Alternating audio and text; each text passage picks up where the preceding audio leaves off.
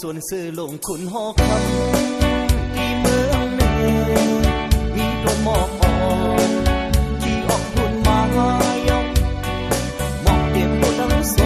นเดินขึ้นเพซ้อมต้นลำโซหมอกซ้อมต้นลำใหญ่การขึ้นสุ่มหมอกปุ่งซ้อมยุ่มเล่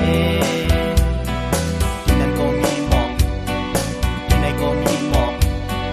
เข้าหมอกออกสวัสดีตัวเมืองโลเข้าวงหมอกหอมลือถึงหูกูวันซื้อตั้นก็มาเอวถึงโซนซื้ออำตั้นก็ถามข้าวก็โอน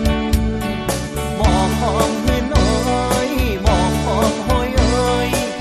แล้วก็เข้ามาโดยมาลองมีแมงสัมปอตอมตาเสสาวหนุ่มไปเกะสาวหนุ่มไปเกะหน้าหอหน้าเฮือนหน้ายีเขามาหอดมาแผ่วมามงมาหันเพื่อหันแม่นยาเมาหักต้นหมอกเป็นต้นพักนอกเดินคืบซ้อมลีน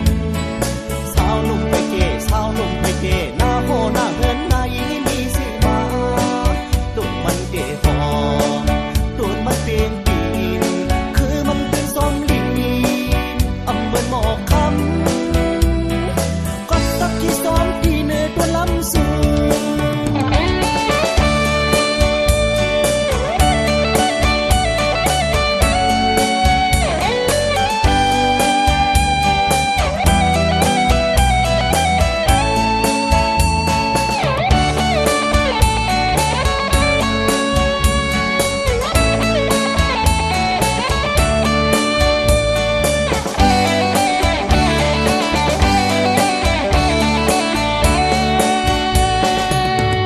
ในสวนเสือลงขุนหอกคำที่เมืองเหนือมีต้นหมอกอ่อนที่ออกพุ่นมาหายองหมอกเต็มตัวทั้งโซนเดินขึ้นเพซ้อมต้นลำโซหมอกซ้อมต้นลำใหญ่